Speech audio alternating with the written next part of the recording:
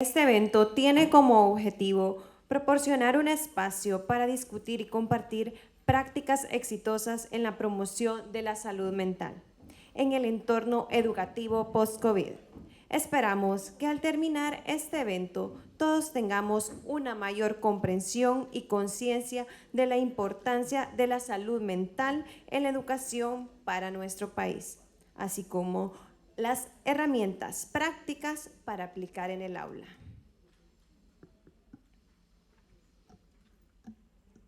Damos la bienvenida a María Fernanda Calderón, licenciada en Psicología con especialización en counseling, estudio en atención a niños, adolescentes y docente universitario.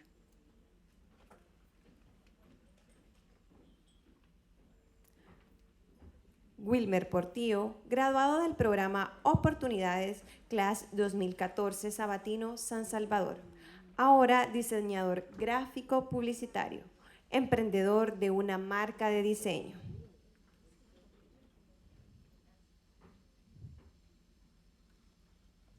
Carla Rodríguez, terapista lúdica en Clínica del Dolor y Cuidados Paliativos en el Hospital Nacional de Niños Benjamín Bloom, licenciada en Psicología, con 5 años de experiencia profesional en el abordaje lúdico a pacientes hospitalizados, estudio en Psicología Clínica Infantil, intervención en crisis, psicooncología, psicología pediátrica y clima laboral saludable.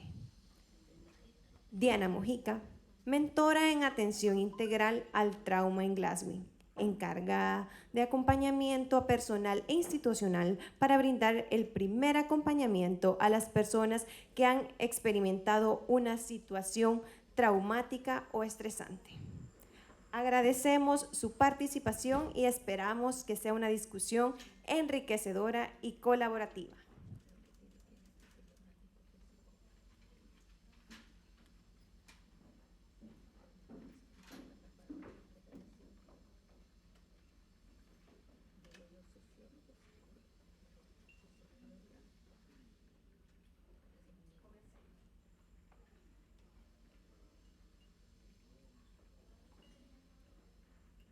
Comencemos.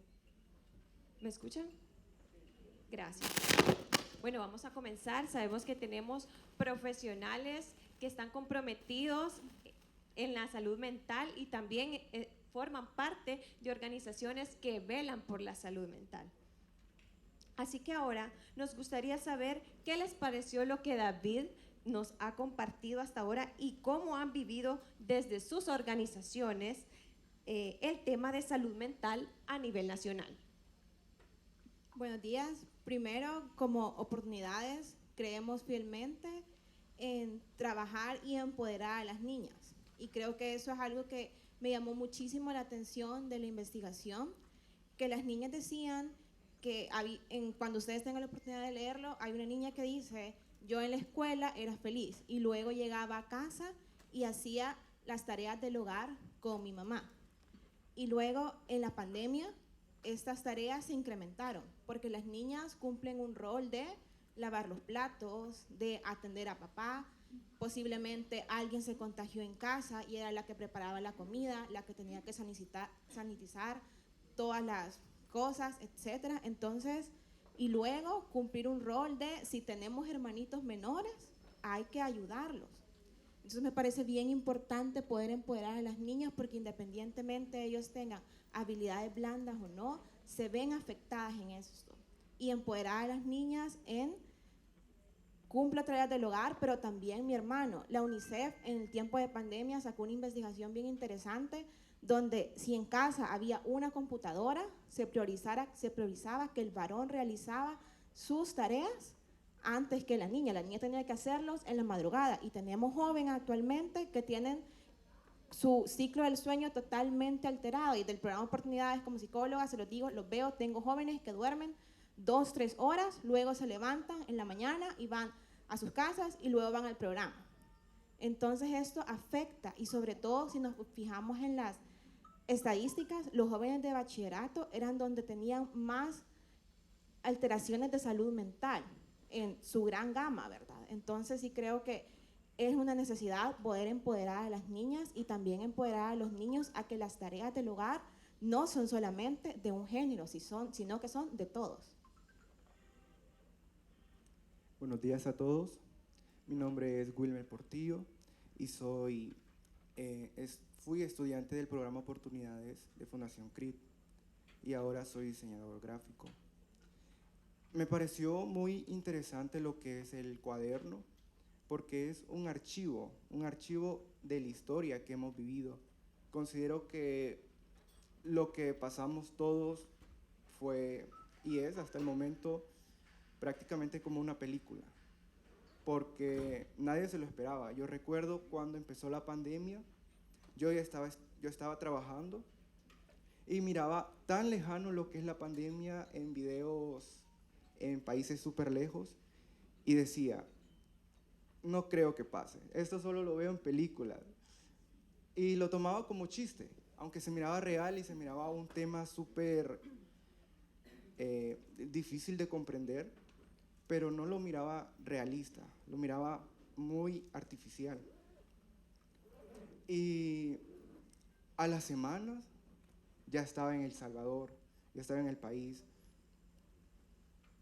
y me pareció súper difícil adaptarme a la nueva forma de vida.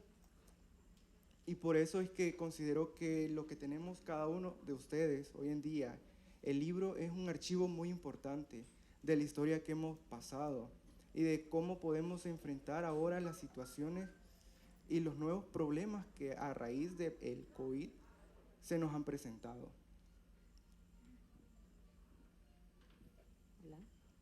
Hola, buenos días. Un gusto estar compartiendo con ustedes en esta mañana. Bueno, efectivamente, al ver el estudio, regresaba yo en el tiempo recordando cómo había sido ese 2020 y cómo dentro de nuestros hogares lo estábamos viviendo también, porque en ese momento quizás nosotros estábamos acostumbrados a dar el abordaje emocional a otros, pero también llegó el momento de darnos un poco de autocuidado, de cuidar de nosotros mismos, de nuestra familia. Una de las cuestiones que nosotros vemos mucho en el hospital a raíz de la pandemia fue precisamente el tema de la depresión y de la ansiedad. Cómo estaban ya los pacientes no solo desmotivados por el hecho de su proceso de enfermedad, sino también la desmotivación de la vida misma. El hecho de no encontrar en la educación algo que les anime realmente a continuar. Creo que ya no se escucha en el micrófono. Sí, me escuchan todavía para atrás. El hecho de poder continuar y el hecho de que algo realmente me llene o me satisfaga en cuanto a mis habilidades que de pronto yo ya no pude desarrollar, las tengo limitadas, ya no sé en qué soy bueno, porque ya no he tenido la oportunidad de descubrir qué más puedo realizar. Y también, por una parte, el hecho de una vida un poco más sedentaria, que al solo un clic yo puedo obtener muchísima información, puedo realizar incluso las tareas de esa manera, por medio de la copia, y ya no tener que esforzarse precisamente para realizar ese tipo de acciones. Entonces sí pudimos notar cómo esta desmotivación estaba presente en esos momentos también pospandémicos. Y ahora nosotros tratamos nuevamente de ayudarles a estos pacientes a vincularse con algo en la vida, a vincularse con algo que realmente les ayude a conectar y que les motive a continuar en su proceso formativo. Y específicamente nosotros en el área del Hospital Bloom, el abordaje es para que se adhieran al tratamiento físico. Y nosotros también promovemos la salud emocional, entonces que se adhieran también a un tratamiento emocional a través del juego. Buenos días. Bueno, desde la organización Glasswing creo que este estudio ha sido o es un insumo que tiene mucha importancia y mucha relevancia para todas las instituciones en general, y lo relaciono un poco con los factores internos y los factores externos que mencionaban de cómo la niñez y la adolescencia experimentó la pandemia COVID-19. Creo que fue un impacto a nivel general para todos, ¿verdad? En la área profesional también, para docentes, para personal de psicología, para los estudiantes, creo que para todos era nuestra primera vez, digámoslo así. Entonces, experimentar esa situación era sumamente difícil y estresante para todos nosotros. Y lo relaciono un poco con el trabajo que nosotros hemos hecho como organización, porque iniciamos todo, era como adaptemos nuestros programas que tenemos, las sesiones virtuales, los talleres virtuales, y era como, wow, ¿cómo vamos a hacer? Entonces, creo que todos y todas experimentamos como esa misma realidad, y lo veo relacionado con el estudio, el cómo estos niños, estas niñas, estos adolescentes, ya no solamente se veían afectados por no poseer estas herramientas tecnológicas, no tener esos recursos necesarios para eso, sino que también estaban de cara en sus hogares ante dificultades familiares, ante problemas económicos, cosas que probablemente antes no se daban cuenta porque estaban en la escuela. Y la escuela, la universidad, era un refugio, era un lugar donde podían estar seguros, sentirse bien, y quizás no se daban cuenta y los padres trataban como de cuidar eso que sucedía. Claro, también otra realidad era que los padres tampoco estaban preparados para eso, ya lo mencionaba David al inicio, probablemente el nivel educativo era mucho menor que el de los estudiantes, entonces se volvía un factor estresante para ellos. Nosotros como organización comenzamos realizando algunos talleres, porque si bien la pandemia marca un gran antecedente, hay afectaciones, pero también hay beneficios, muchas cosas, muchas herramientas que ahora las tenemos, que antes no nos imaginábamos desde esta virtualidad, y ahora es un plus que tenemos, que podemos continuar realizando y a la vez disminuir en costos, ¿verdad? Para personas que se movilizan, estudiantes que tienen que movilizarse. Entonces vemos que hubo afectación, sí la hubo, pero también hemos adquirido grandes herramientas, y nosotros como organización, uno de los programas que se desarrolló en plataforma educativa fue En Casa con Glasswing, que pues era virtual, pero posteriormente esto se quedó como una comunidad educativa para todos los jóvenes de Latinoamérica.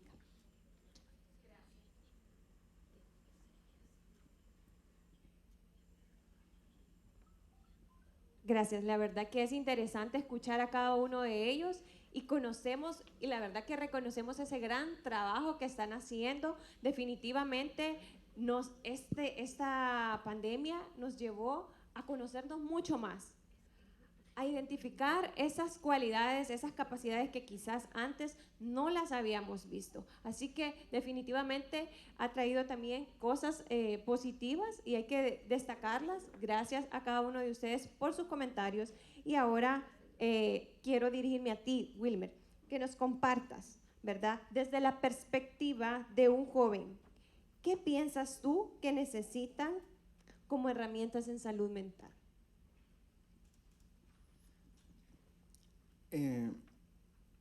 Herramientas, considero que si nosotros salimos a la calle ahorita y hacemos una encuesta a los jóvenes y hacemos esta misma pregunta,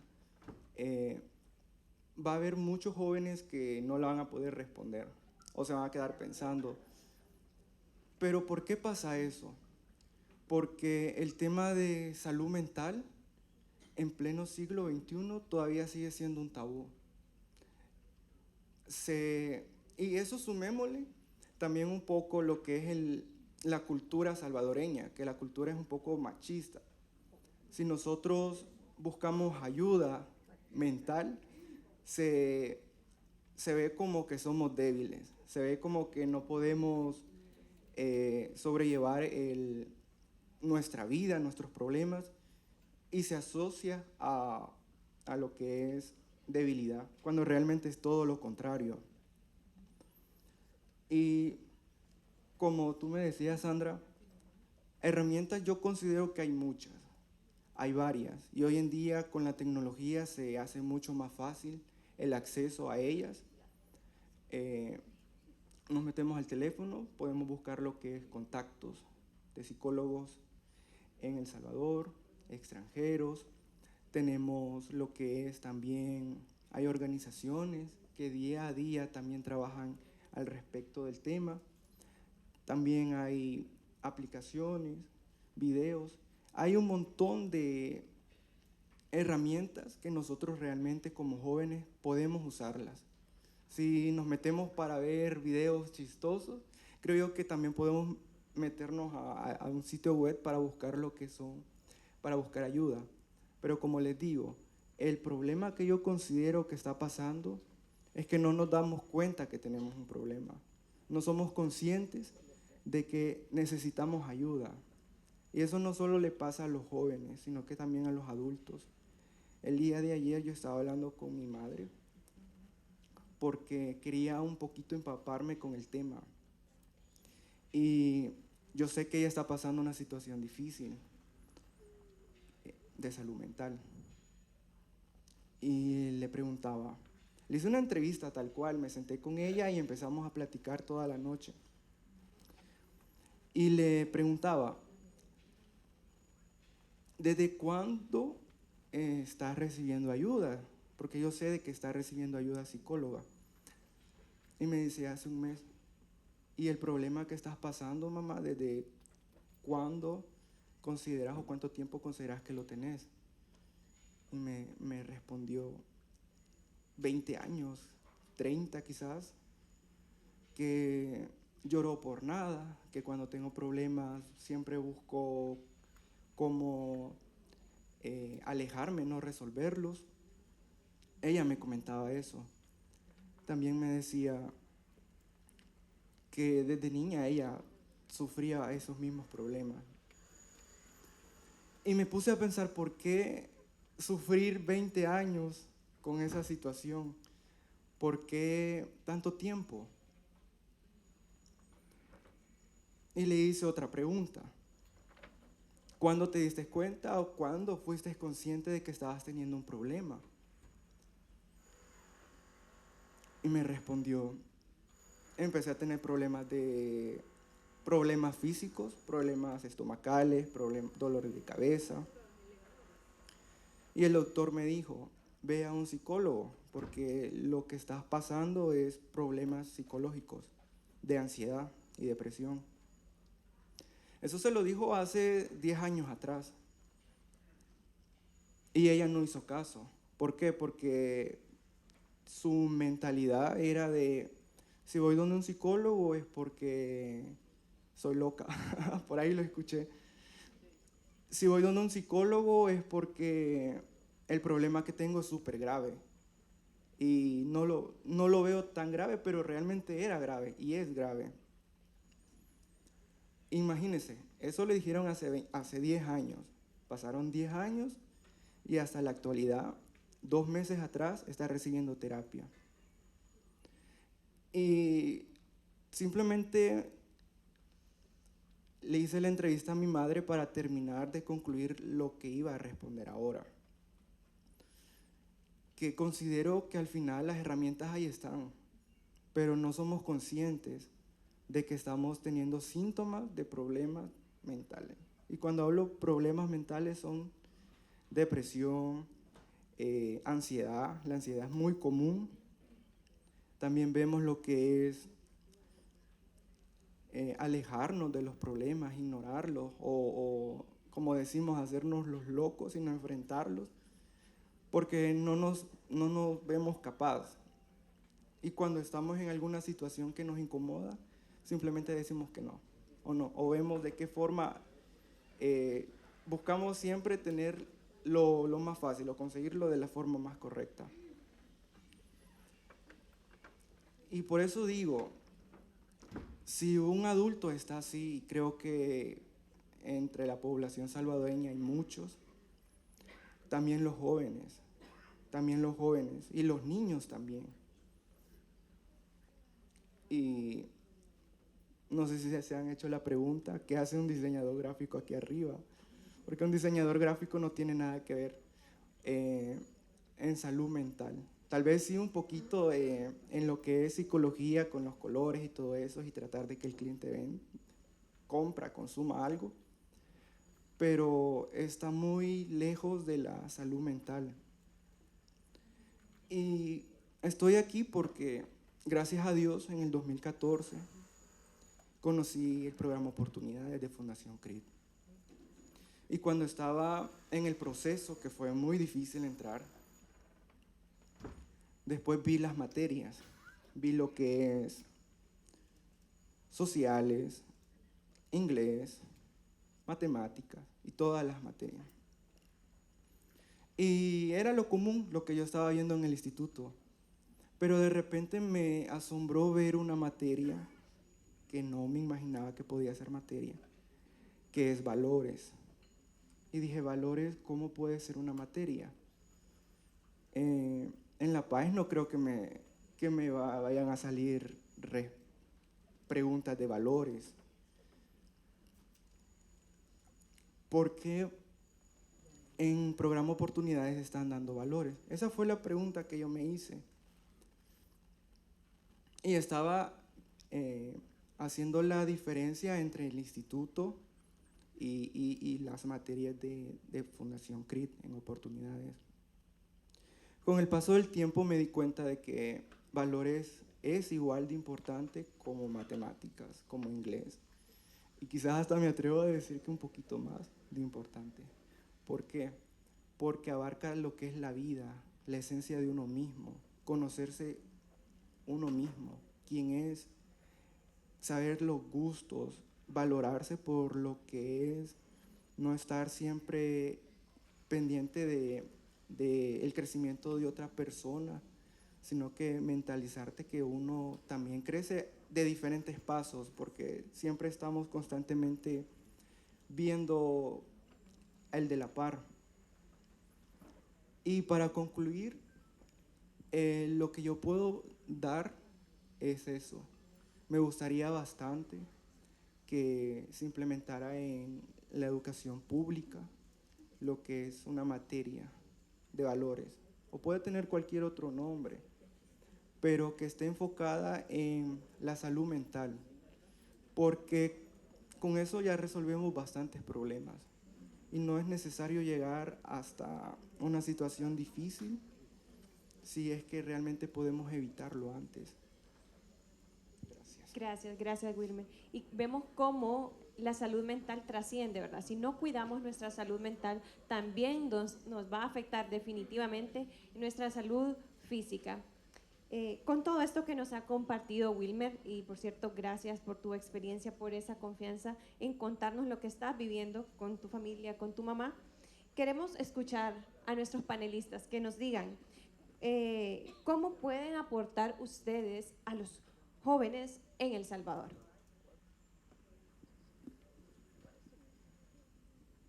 Creo que como trabajadores de la salud mental, nosotros y ustedes, creo que es bien importante que sepamos que trabajamos con la humanidad, trabajamos con ser humano complejo, y sobre todo nosotros en el programa Oportunidades que trabajamos con adolescentes que no entiendo qué me está pasando, no comprendo qué pasa, de la nada vemos que ya tienen novios, que tienen novias, que tienen su primera decepción amorosa, no sabemos qué es lo que pasa en casa. De verdad me gustaría hablar mucho de eso, tanto la escuela, los colegios, como el programa Oportunidades es un espacio seguro. Y eso en el 2013 las Naciones Unidas hizo una investigación y nosotros somos los lugares seguros para nuestros adolescentes y para nuestros jóvenes. Entonces hay que perder el miedo a preguntarles cómo estás. De verdad yo creo que un cómo estás, más allá del bien, bien y tú, sino un cómo estás de verdad, si vemos que de la nada se cambiaron el look, etcétera, preguntarles, pero interesarnos por ellos. ¿Qué es lo que está pasando? Detrás de todo joven que tiene un comportamiento como lo conocemos normalmente, un poco rebelde, ¿qué es lo que está pasando en ese lugar? Creo que podemos aportar mucho, no solamente a trabajar la salud mental, porque si sabemos que la salud mental está mal, vamos a ver notas bajas, vamos a ver comportamientos que no son los ideales y de la nada vemos jóvenes que tienen un potencial enorme pero no saben explotarlo.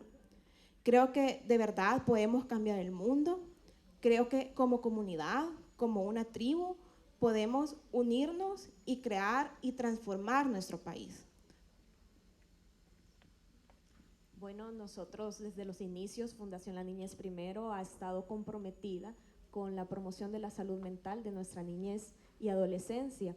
Nosotros brindamos específicamente en el proyecto Ludotecas Naves Hospitalarias, brindamos atención emocional a los niños y niñas hospitalizados en el Hospital Benjamín Bloom, a través del juego, de la terapia lúdica, a través del arte, a través de cuentos, talleres que nosotros también realizamos con ellos.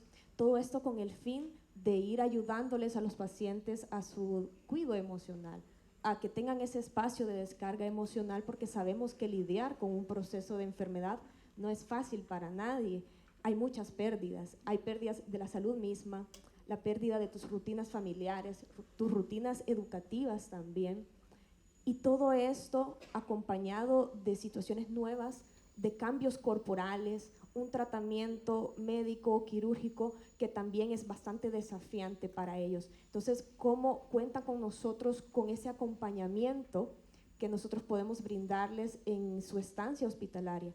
Y posterior a eso, ellos descubren muchas veces herramientas o habilidades que pensaban no tenían o que habían perdido por el hecho de contar ahora con un proceso de enfermedad.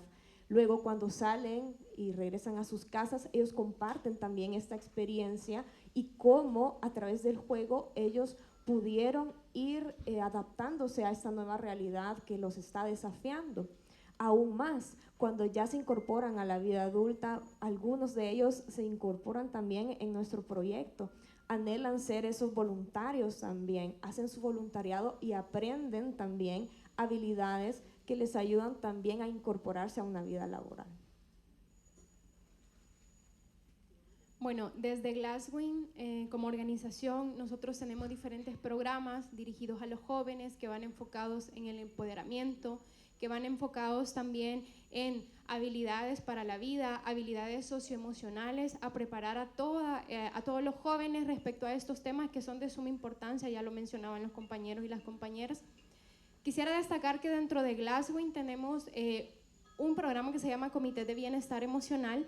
Estos comités de bienestar emocional van encaminados o desarrollados para la comunidad educativa, donde personal docente, personal estudiantil, padres y madres de familia están inmersos.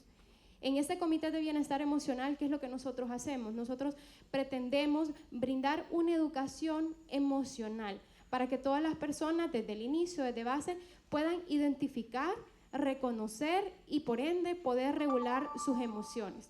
Luego, dentro de este mismo comité también damos habilidades o fortalecemos la práctica de primeros auxilios psicológicos.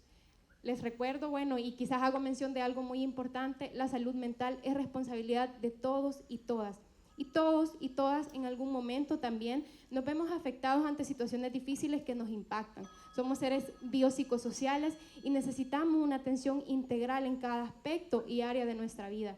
Por eso, desde estos comités de bienestar emocional, nosotros lo que pretendemos y nuestra ayuda encaminada hacia los jóvenes es a que cualquier persona que pertenezca a los comités de bienestar emocional pueda realizar una primera atención, una primera intervención. Por ejemplo, los primeros auxilios psicológicos, aplicando técnicas de contención emocional, para reducir el impacto que esto puede generar después de haber experimentado una situación difícil. Teniendo esta primera atención, ¿verdad? Estamos disminuyendo y estamos abonando también a todos los profesionales en salud. Claro, esto con mucha responsabilidad también, porque tampoco no es solamente aplicar los primeros auxilios psicológicos, sino que también aprender a reconocer qué casos derivar, ¿verdad?, para atención a un proceso psicológico como tal. Estas herramientas como tal nosotros las damos y por ende ayuda al fortalecimiento de la salud mental en los jóvenes. Gracias. Qué interesante lo que cada uno de estos panelistas pues nos ha compartido y lo que están haciendo en sus lugares de trabajo. Y pues si están ustedes acá, déjenme decirles que también ustedes pueden hacer algo desde donde están, desde donde estamos. Todos y cada uno de nosotros podemos hacer algo para cambiar, ¿verdad? Para ayudar a la salud mental de nuestros niños, niñas, jóvenes y también, ¿por qué no?, a los adultos. Ahora bien, María Fernanda, compártanos, por favor, ¿por qué considera usted que es importante la salud mental frente a los puestos de trabajo? Bueno, primero, posiblemente a muchos de nosotros nunca nos enseñaron de las emociones, o lo que conocimos, lo fuimos conociendo, bueno, yo durante mi estudio de mi carrera, ¿verdad? Y ustedes mediante el estudio de las suyas, docentes, etcétera, o simplemente de la nada vieron a un joven o a una joven llorando Y bueno, aquí hay que hacerle frente, ¿verdad? ¿Qué es lo que pasa? Y todas esas situaciones nos van cargando emocionalmente. Lo que decía la compañera Diana es súper importante. De verdad, aprender sobre primeros auxilios psicológicos y los comités de bienestar emocional, rincones de la calma, son fundamentales. Pero ¿cómo un cuidador, cómo un mentor va a cuidar a alguien si no se cuida a él primero? De verdad, creo que es bien importante que trabajemos en nuestra salud mental, que trabajemos en nosotros mismos, que nos conozcamos. Si una herramienta les quiero dejar el día de ahora es aprender a conocernos, aprender a saber cuándo estamos enojados, cuándo estamos tristes, a identificar toda nuestra gama de emociones. Porque luego viene, y si nos dejamos de conocer nosotros mismos, nos cargamos, nos quemamos, el síndrome de burnout. Y luego vemos a un joven llorando y ya no significa absolutamente nada para nosotros. Ha pasado mucho y pasa muchísimo en diferentes circunstancias, pero yo creo que cuidarnos y vivir nuestra vida de forma más lenta. O sea, póngase a pensar cuándo fue la última vez que se tomó una taza de café, una taza de té caliente, realmente haciendo lo que está haciendo y no contestando correos, viendo el teléfono, viendo videos. ¿Cuándo fue la última vez que se hizo un chequeo médico o que dijo voy a comer saludable porque es importante para mi bienestar? Creo que no podemos cuidar a alguien si no nos cuidamos primero, y mi invitación a todas las personas que están relacionadas y que trabajan con jóvenes es aprendamos a cuidarnos, porque nosotros somos mentores, somos modelos de vida. Usted sabe que de la nada llega un joven que se graduó hace 5 o 6 años y le dijo gracias por su clase, de verdad me cambió la vida. ¿Y cómo podemos impactar más vidas si no nos cuidamos nosotros? Así que mi invitación es aprendamos a cuidarnos, porque si no, no vamos a poder cuidar y no vamos a poder ser partícipes del bienestar de nuestra juventud. Gracias, María Fernanda. Sin duda, la salud mental es un tema muy importante a nivel individual y también para las organizaciones. Así que yo les pido de favor que cada uno de los panelistas pueda brindar herramientas prácticas a todos los educadores. Bueno, hola. Bueno, como les comenté, para mí eso es un tema muy importante. Poner lo que es una materia totalmente, un horario, o sea, una materia fija, como lo es matemática y cualquier otra, en las instituciones públicas. También quiero agradecer a todas las instituciones que están aquí presentes, porque ustedes marcan la diferencia, créanme. Al inicio, bueno, al final del año pasado, conocí lo que es Fundación Forja. Aquí hay una persona que está representando Fundación Forja. Y me di cuenta, bueno, vengo de Fundación CRIT, ahora conozco Fundación Forja, y digo, hay mucha gente que realmente ama al país, ama a la niñez, ama a la adolescencia. Y marca la diferencia. Créanme que desde que conocí Fundación Forja, yo me empecé a meter más así, a la fuerza con ellos, porque mi vida antes era solo diseñar. Y no quería eso, no quería solo estar diseñando o estar en una oficina, sino que hacer cosas diferentes, sino que hacer trabajos de valor. Y por circunstancias de la vida, unas circunstancias muy difíciles, dejé el trabajo. Lo dejé porque yo quería, pero había algo más que me hizo dejarlo. Y mi familia me empezó a juzgar porque me decían, ¿y ahora cómo vas a hacer si no tenés otro trabajo? Tenías que haber renunciado y tener algo estable. Pero yo estaba confiado en que iban a venir cosas nuevas. Y claro, porque estaba buscándolas. Y fue así como llegué a Fundación Forja, empecé a trabajar con ellos trabajos de diseño. Luego me metí a ayudarlos en el área de buscar en el área de buscar a las personas que necesitan ayuda en las instituciones públicas, escuelas. Y me di cuenta de que los maestros también son como niños, que no lo saben todo, que ellos también necesitan espacios donde otros adultos también los escuchen. Y para concluir, creo yo que cada uno de nosotros, en toda la vida vamos a tener problemas, porque somos seres humanos y vivimos en un mundo que no es perfecto. Y eso es parte de la vida. Nosotros no, o alguien que quiera buscar la felicidad completa, pues va a ser infeliz siempre porque nunca la va a encontrar. Así que para finalizar agradezco a todos los que están aquí. Yo sé de que cada uno de ustedes tiene ideas claras y proyectos a futuro para aportarle a la sociedad, y eso es lo que marca la diferencia, y uno como joven se da cuenta. Yo desde el año 2014 que conocí a Fundación CRIT, y miren, ahora estamos en el 2023 y yo no me olvido de todas las cosas buenas que aprendí ahí, y cuando puedo siempre doy mi grano de arena. Y Sandra, está Francisco, hay muchos jóvenes también que son del programa Oportunidades, que nos conocimos pues como niños y ahora ya somos adultos, y me siento contento porque así como nosotros en otros eventos hay otros jóvenes y todos seguimos siempre esa misma idea de darle un granito de arena a esta sociedad, aportar algo bueno para poder mejorar en lo que se pueda.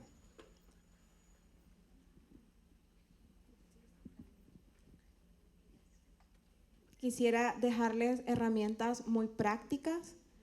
Primero, creo que crear un rincón de la calma, un espacio donde los jóvenes puedan ir. De verdad, las redes sociales nos invaden en casa, de verdad no sabemos qué es lo que ellos están pasando, posiblemente violencia psicológica, violencia física, abandono emocional por parte de sus padres. Si nos recordamos en la presentación, decía, los padres no estaban casi en casa porque estaban trabajando, están cumpliendo un rol, no es que los hayan abandonado, sino están cumpliendo otra función.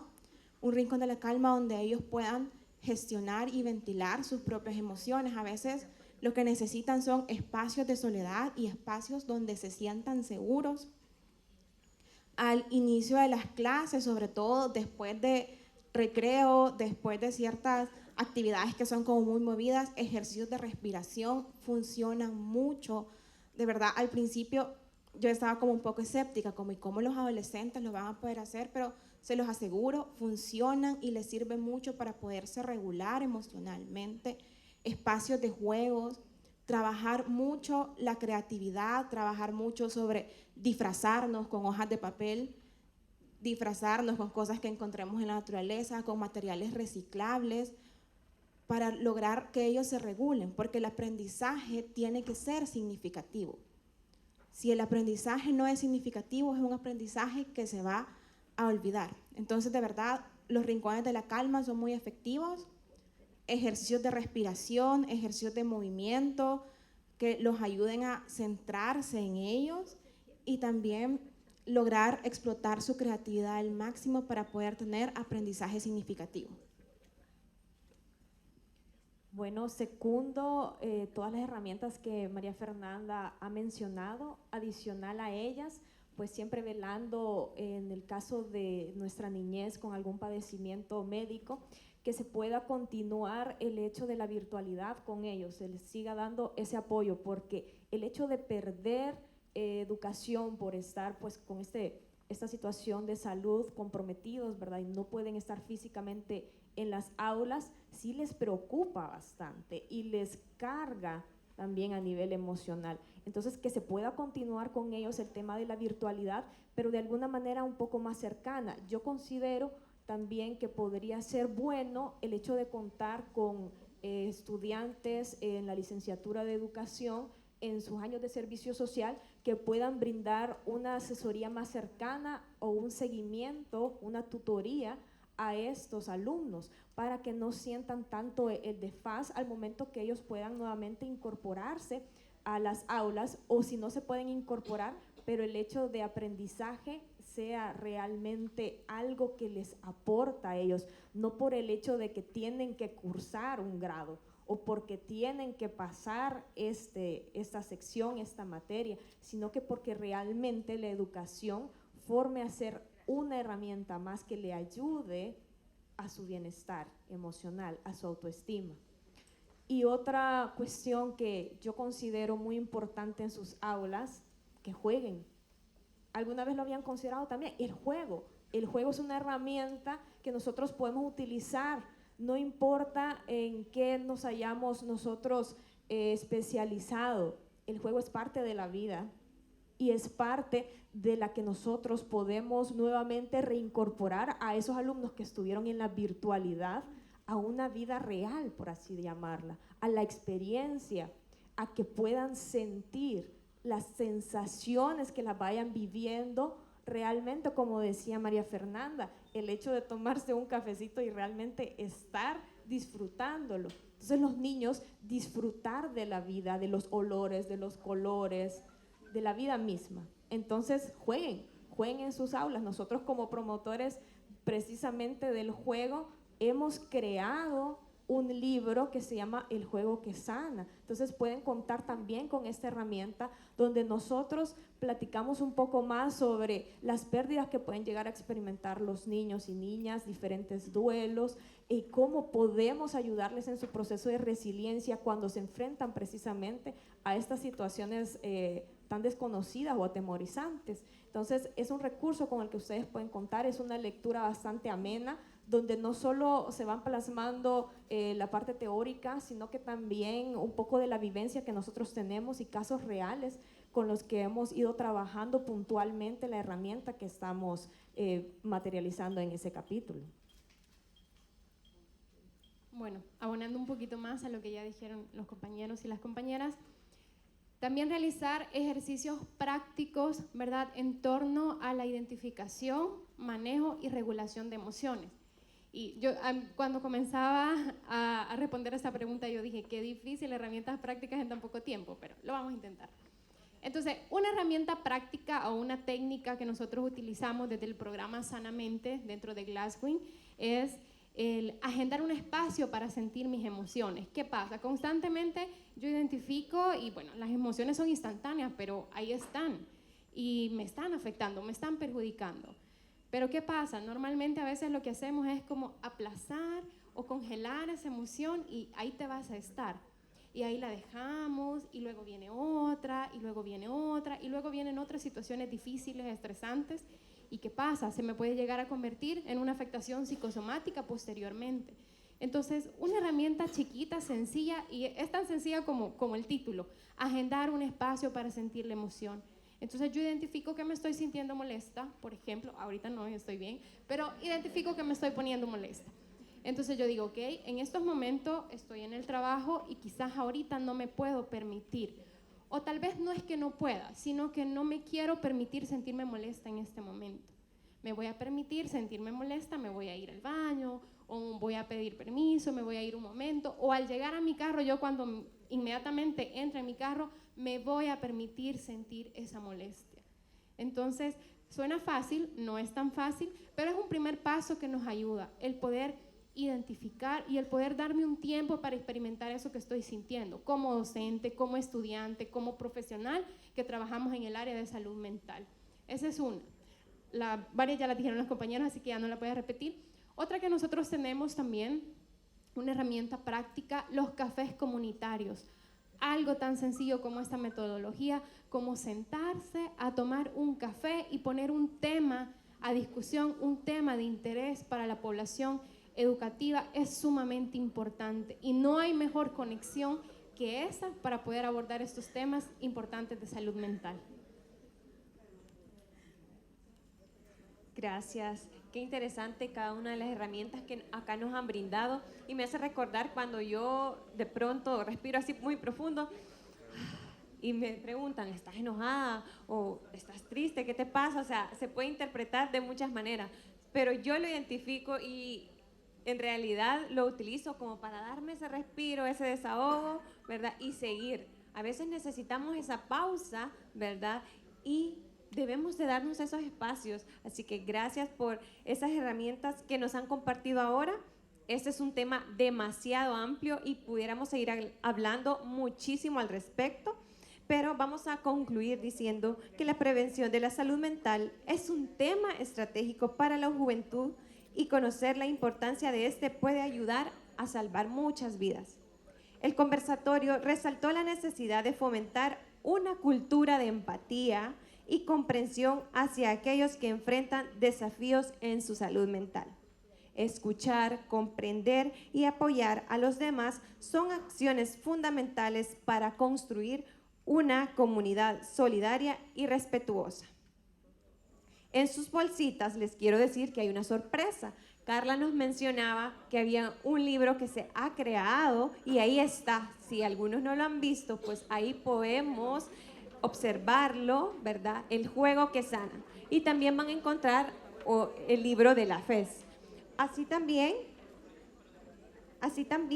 una infografía que les va a servir con muchos puntos importantes sobre el tema para poder reconocer y poder ayudar a otras personas. Queremos destacar algo muy importante. Está bien pedir ayuda y eso díganselo a todos los que están a su alrededor, amigos, familias, a sus estudiantes. Ahora bien, este tema nos puede generar muchas dudas, así que vamos a habilitar un espacio de preguntas para que ustedes ahora puedan dirigirse a nuestros panelistas, indicar quién desea que responda su pregunta o si desean que todos la respondan. Por ahí nos van a ayudar a acercar el micrófono, solo nos ayudan levantando su manita y pueden realizar la pregunta.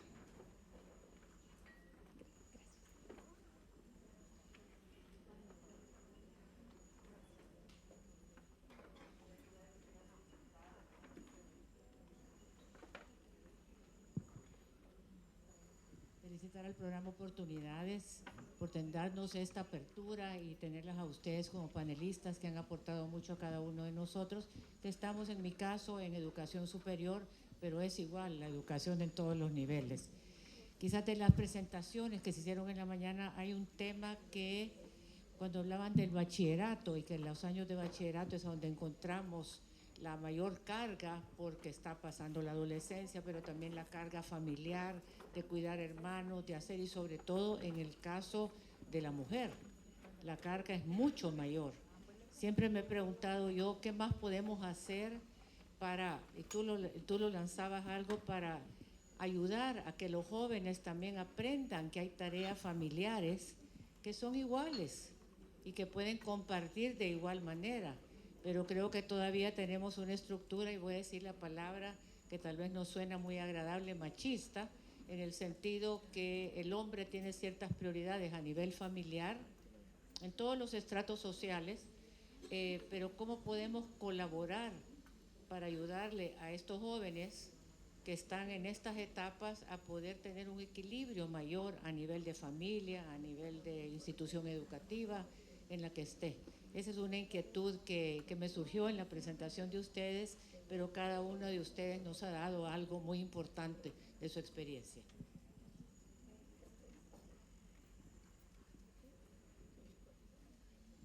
Creo que para ir eliminando la brecha de desigualdad es importante, y en el programa Oportunidades lo trabajamos con los jóvenes, el promover a ellos mismos su independencia. Por ejemplo, yo les pregunto, joven, ¿y usted ya sabe cocinar? Un joven varón, ¿y cuando viva solo, cómo va a ser? ¿Sabe lavar su ropa, ponerle un botón a su camisa? Porque cuando se le caiga, ¿cómo va a ser? ¿Quién se lo va a poner? Y también ir quitando ese pensamiento a las niñas de querer servir siempre. Porque a veces de la nada vemos niñas que siempre van a estar sirviendo. Y es bueno, pero también es bueno que con el varón se trabaje y trabajar las masculinidades saludables, las nuevas masculinidades que son súper importantes porque esta generación tiene un reto sumamente grande, que es eliminar esa brecha, disminuirla. Ahora ya sabemos y la carga en la casa puede comenzar a ser un poco más equitativa, pero no es del todo equitativa. Siempre la mujer tiene más carga, pero el hacerle conciencia a los jóvenes sobre las nuevas masculinidades es una herramienta importante para ir disminuyendo esta brecha. Voy a hacer un pequeño paréntesis siempre con respecto a su pregunta. Nosotros como exalumnos, Oportunidades, y también los jóvenes que están ahorita en el programa Oportunidades, entendemos estos temas. Nosotros sabemos que la mujer y el hombre, al final, simplemente lo que nos cambia son el género de reproducción, pero tenemos 2 manos, tenemos 2 pies, tenemos 2 ojos, una cabeza, un cerebro, que al final somos iguales y podemos hacer las mismas responsabilidades, tenemos las mismas responsabilidades. Y como digo, como jóvenes Oportunidades se nos hace a veces fácil entender eso.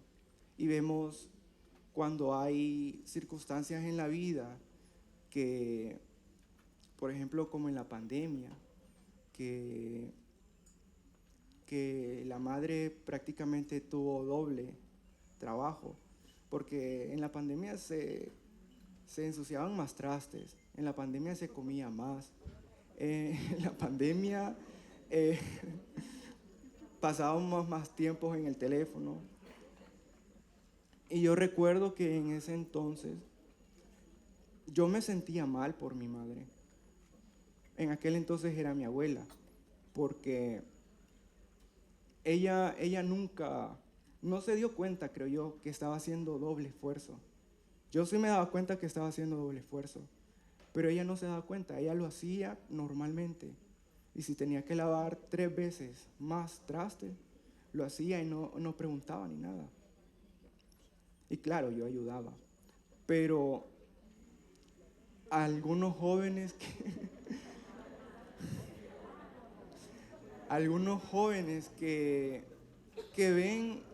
lo ven normal. ¿Qué está pasando? Vuelvo y otra vez retrocedo. Es súper importante en cualquier momento que ustedes tengan la oportunidad de poder transmitirle conocimientos de salud mental a los jóvenes, háganlo. Porque una vez tal vez puedan tener esa oportunidad, pero nosotros nos acordamos de eso solamente. Buenos días, muchas gracias por la oportunidad. Con la licenciada Carla, por favor. Un poquito que me explicara acerca de la contención emocional. Y número 2, ¿dónde me puedo ilustrar acerca de esos primeros auxilios psicológicos? Soy docente, estoy dando la clase y los alumnos en total apatía, aun cuando se hagan dinámicas, total apatía y desinterés. Muchas gracias. Bueno, un gusto. Sí, con respecto a la contención emocional, muchas veces nosotros pensamos que cuando vemos a un niño llorando, por ejemplo, una niña o adolescente llorando bastante, nosotros decimos, uy, hay que calmarla, que se calme, ¿verdad? Y no es esa la contención, sino que la contención sería llevarla a un lugar, por ejemplo, donde pueda tener la libertad de llorar y de expresar esa emoción. Otra contención podría ser algo simbólico, algo que pueda brindarle, por ejemplo, seguridad, una almohada, una sábana, algo que también le permita arroparse, acobijarse, abrazar, sostener. Eso es dar contención emocional, permitirle un espacio, permitirle un momento, permitirle un recurso también que le pueda ayudar a precisamente ir descargando esa emoción y que cuando esté lista pueda platicar al respecto. Y ahí viene ya la descarga emocional, expresar emocionalmente. Con respecto al programa de los primeros auxilios psicológicos, es específicamente en Glasswing que tienen un proyecto también que lo están promoviendo bastante. Gracias. Bueno, voy a ayudarle aquí a la compañera también para comentar un poquito, ya que desde el programa Sanamente nosotros tenemos un proceso formativo, la formación general de Sanamente, y algo que va inmerso en esa formación son los primeros auxilios psicológicos. ¿En qué consisten los primeros auxilios psicológicos? Es una herramienta de contención de técnicas de contención emocional, y lo que consiste es en brindar aquella primera atención, aquella primera ayuda que la puede brindar cualquier persona que previamente esté formada o capacitada para hacerlo, y que tiene pasos sencillos, ¿verdad? Como el presentarme, identificarme con esa persona, manejar un tono de voz adecuado, ¿verdad? Ya lo mencionaban, muchas veces puede ser que contemos con un espacio adecuado para dar esta primera atención, en ocasiones no, pero vamos a tratar de que la atención que le estamos dando a esa persona, y ya lo decían los compañeros anteriormente, voy a estar presente, y uno de los pasos que está en los primeros auxilios psicológicos es la escucha activa, estar presente completamente para la persona que ha experimentado una situación difícil. Luego, dentro de los mismos primeros auxilios psicológicos viene el encontrar la calma, ayudarle a esta persona a través de un ejercicio de respiración, un ejercicio de relajación, el poder encontrar esa calma que la persona está buscando en ese momento. Ayudar a la persona a poder reconectar con sus necesidades básicas en ese momento. Cuando una persona ha experimentado una situación difícil o demasiado estresante, muchas veces le preguntamos, y nosotros que trabajamos con diferentes instituciones, no solamente educación, sino que también salud, seguridad pública, muchas veces el personal a veces nos dice, pero mire, es que no me quiere decir el nombre. No es que no le quiera decir el nombre, esa persona en ese momento está bloqueada, esa persona está en ese momento en shock, esa persona probablemente no puede acceder a llegar a esa información en ese momento, está en un mecanismo de supervivencia y va a contestar lo más básico, o su instinto va a responder a lo más básico. Entonces yo, como persona que ayudo y que brindo los primeros auxilios psicológicos, puedo ayudarle a reorientar en ese momento cuáles son sus primeras necesidades. Probablemente la persona me diga en ese momento, mira, yo lo que necesito ahorita es un vaso de agua. Cosas tan sencillas que nosotros podemos decir, a veces los primeros auxilios psicológicos yo me voy a decir, voy a hacer 40, 45 minutos, y a veces es tan simple o tan sencillo como sentarme, escuchar a la persona, atender sus primeras necesidades en la medida de lo que yo pueda, no prometer más allá, ¿verdad? Que va en el qué hacer y qué no hacer. Yo sé que los primeros auxilios psicológicos es algo bastante extenso, pero algo también muy importante es resaltar es la parte de la psicoeducación, explicarle a la persona que la situación que está pasando, la situación que está experimentando es completamente válida.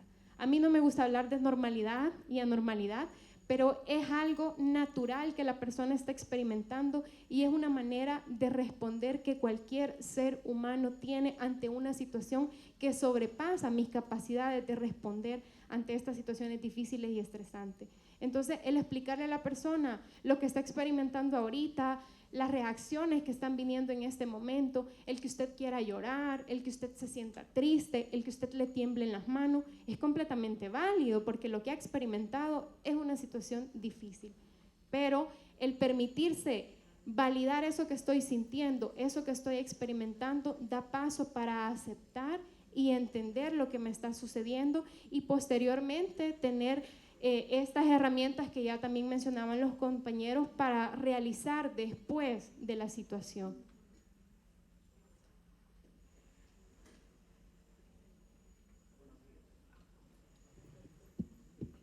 Gracias. Allá atrás tenemos una pregunta y luego con usted. Gracias. Bueno, yo creo que me escuchan hasta allá, ¿verdad? Sí. Bueno, primero felicitarlos, ¿verdad? Porque siempre es importante en la labor pedagógica, ¿verdad? El Papa Francisco habla en la Laudato Si sobre un fenómeno que nos sucede, que es la rapidación. Lo hacemos todo rápido, incluso a nivel periodístico, ¿verdad? Es más importante la primicia que la certeza de lo que se comunica. Pero eso se puede aplicar a todo, hasta en los procesos educativos. Yo tenía una pregunta, pero ya me la respondieron, que era para Gladys, sobre los primeros auxilios psicológicos, que me pareció excelente. Me quedo con eso, ¿no? Pero yo quería hacer como un planteamiento Cuando uno se sube a un avión, unas indicaciones sobre si llega a pasar algo, dice si usted una mascarilla va a bajar si la cabina se despresuriza.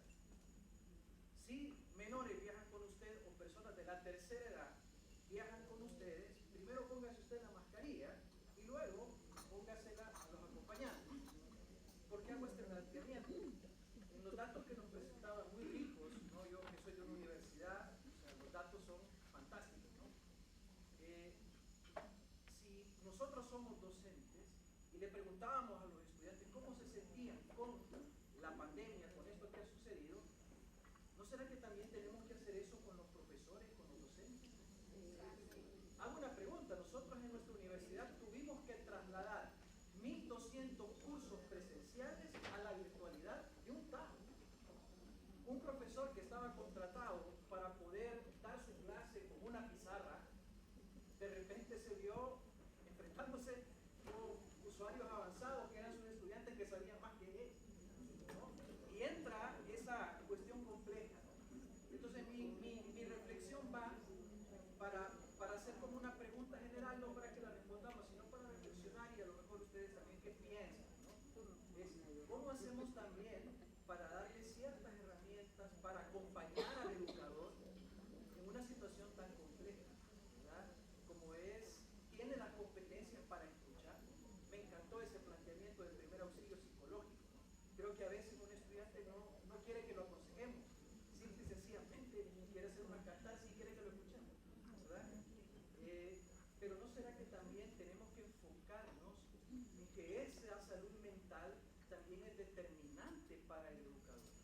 Porque para llegar a ellos, yo por ejemplo soy director de un departamento, no puedo llegar a todos los estudiantes, pero si se crea un programa o algo por el estilo, ¿no? En el cual podamos acompañar, dar herramientas a un docente, ¿no será como también poder llegar a los estudiantes de una manera más eficaz?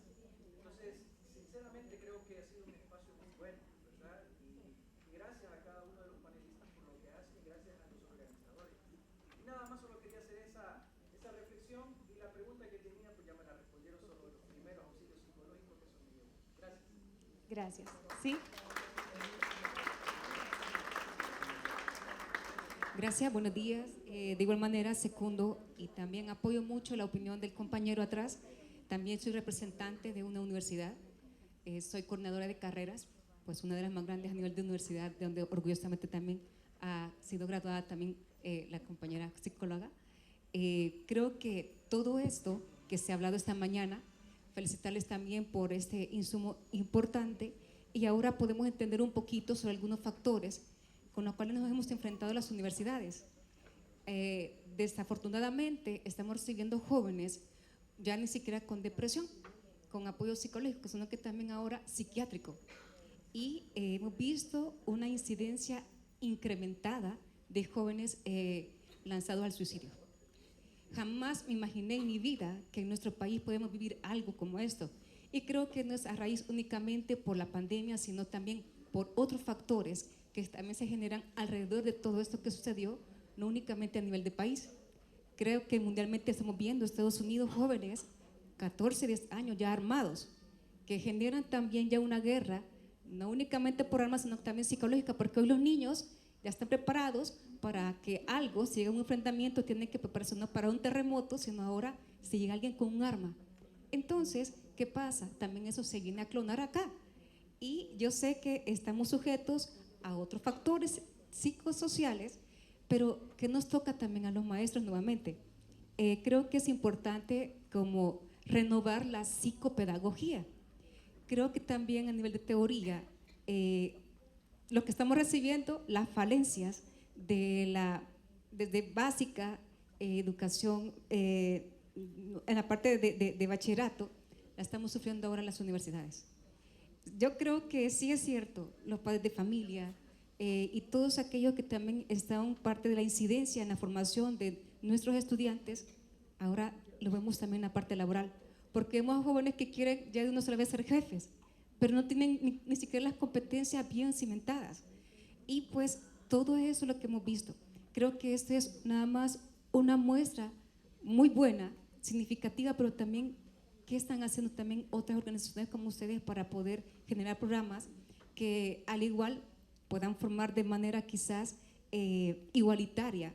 No puedo poner en este momento a los padres porque ustedes ya lo están trabajando, padres, estudiantes y todo, pero ahora esta generación que estamos recibiendo, ¿qué podemos hacer ahora nosotros? Porque nos toca que hacer también el papel de psicólogos, aunque no lo somos. Nos toca que hacer también papás o mamás, porque no fueron atendidos en ese momento. Entonces somos como los bomberos de la familia y creo que nos ha tocado en estos momentos. Justamente el día de ayer, nuevamente recibí 3 estudiantes que yo en mi vida iba a imaginar que iban a estar ya con tratamiento psiquiátrico. Gente ya medicada y que les cuesta mucho asimilar la parte de educación. Yo sé que aquí va también la parte, perdón que me alargo un poquito con el comentario, pero siempre dicen, no, somos buenos para algo, siempre somos buenos para algo. Y aquí va siempre la parte de inteligencias múltiples. Y aquí fue, pero terriblemente también aturdido un estudiante que no le gustaba la tecnología y nuevamente fue sometido a esto. Un docente que involuntariamente también no tenía las competencias tecnológicas, le tocó también que si no lo hacía, pues tampoco ganaba y tampoco ganaba para llevar el sustento a su casa. Entonces, si se fijan, son muchos factores. Pero a lo que voy es que, ¿qué están haciendo ahora las organizaciones para poder como sustentar un poco a esta generación que estamos recibiendo en las universidades y que vea quizás como un poco asolapada, digamos, todo esto que vivieron durante un encierro de 3 años? Gracias. Gracias. ¿Nos puede ayudar María Fernanda con su comentario al respecto? Primero, antes que nada, agradecer a Universidad Evangélica y a UCA porque como programa de oportunidades, nosotros los casos los referimos a ellos. De verdad, sin ustedes nuestro aporte sería menor y gracias a ustedes es mucho mayor. Luego también con esto de el aumento de suicidios. Creo que es un tema del que casi nunca se habla y es importante hablarlo. El aumento en docentes que han cometido suicidio incluso dentro del aula es algo que ha aumentado. O sea, yo quiero que pensemos que hablamos que el aula es un lugar seguro y cometer suicidio dentro del lugar que consideramos seguro, creo que ahorita vamos a ver muchísimas más consecuencias. La OMS nos dijo, la pandemia ya terminó, pero ahora vamos a seguir viendo cuáles son esas consecuencias. Entonces, de verdad, hago hincapié en cuidémonos nosotros mismos, así como el comentario que hacía el compañero ahí atrás, cuidarnos a nosotros mismos es prioridad, cuidar nuestra salud mental, hablar. Mire, si a usted le cuesta hablar, hay muchísimas formas de expresión emocional y creo que en internet ahora algo que nos dejó positivo, el conocimiento, etcétera, es importante que podamos expresarnos emocionalmente. Si a usted no le dieron educación emocional o le tocó aprenderlo en el camino, como a muchos de nosotros, nunca es imposible. Y eso es algo que a mí me gusta mucho de la psicología, que si yo no tengo una habilidad, yo la puedo desarrollar. Pero hay que perder el miedo a conocernos y perder el miedo a trabajar en nosotros mismos, porque asusta. O sea, yo he estado ahí donde no me conozco y me piden conocerme si me da miedo conocerme, porque no sé qué voy a encontrar adentro. Así que cuidémonos nosotros mismos para poder cuidar a alguien más. Gracias, María Fernanda. Tenemos una pregunta ahí atrás. Buenas. Buenas, ¿se escucha? Sí. Buenos días. Me pararé. Gracias. Tengo una consulta. Cuando un estudiante ha recibido cierta ayuda ya psicológica, psiquiátrica, y no le encontramos mayor apoyo, ¿cuál sería el siguiente paso? Porque yo he conocido situaciones así. Entonces, a mí de verdad me ha preocupado porque al final los chicos lo que hacen es abandonan la escuela y no sabemos más de ellos. Entonces, no sé cuál pudiese ser el apoyo, la ayuda que se le pueda dar o a qué institución se le pueda referir, que no sea la parte psiquiátrica, o no sé. Ayúdenos, Carla. Muchas veces, bueno, tenemos también problemas a nivel familiar. No podemos separar, por así decirlo, los problemas familiares de en sí los problemas académicos, los problemas emocionales que pueda estar presentando un niño. Entonces el abordaje posiblemente se está trabajando con un miembro de la familia cuando hay otros que están manteniendo el síntoma. Entonces necesitamos incorporar también a la familia o a las redes de apoyo más cercanas de esa persona a un abordaje terapéutico, abordaje familiar. Otro componente que puede ayudar y que muchas veces se deja de lado, tal vez porque no lo tenemos tan científicamente plasmado, es el componente espiritual. Ojo, nosotros como seres humanos no solo somos materia, somos espíritu, y con esto no me refiero exclusivamente al tema de religiosidad, ¿verdad? Sino al hecho de poder conectar con algo que nos aliente, que nos motive, por ejemplo, la naturaleza, la música, que me hace a mí conectar e ir más allá, tener esa relación de paz interior también y de paz con las demás personas también. Entonces podría ser que necesitamos abordar el alrededor de este alumno, de esta alumna, y también ese componente espiritual que necesita un acompañamiento.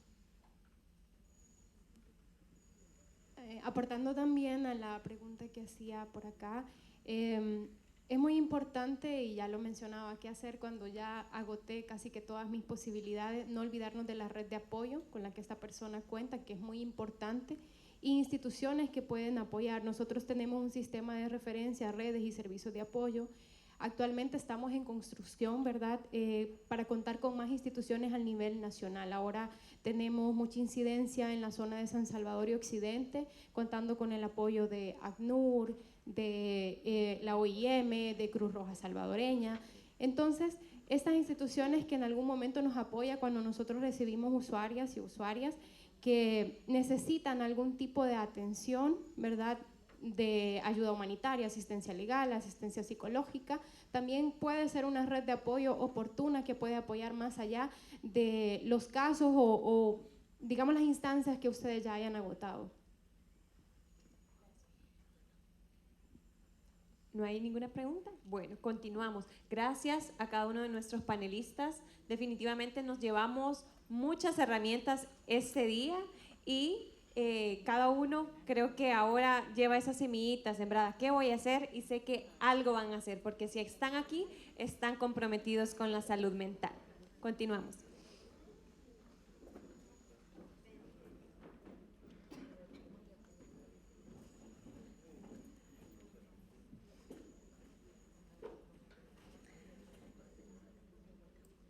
Para cerrar, contamos con las palabras de Juana Jule, directora ejecutiva de Fundación Gloria Crit y directora del programa Oportunidades.